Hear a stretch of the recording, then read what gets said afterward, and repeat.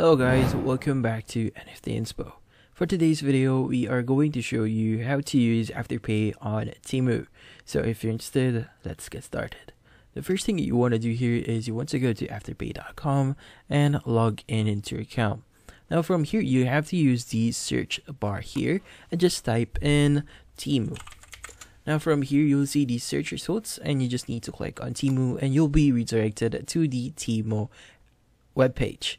Now make sure that you access Temu via the Afterpay website.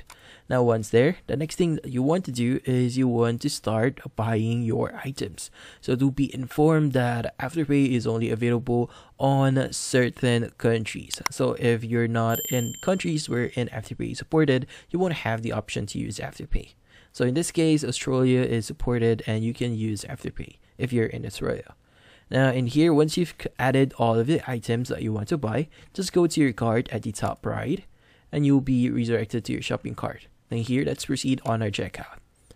Now on our checkout, you'll see the options for your payment methods. In here, you'll see Afterpay. Just choose Afterpay and from here, just proceed on checking out, and that's about it. So hopefully this video was able to help you. Like and subscribe to NFT Inspo. Thank you for watching.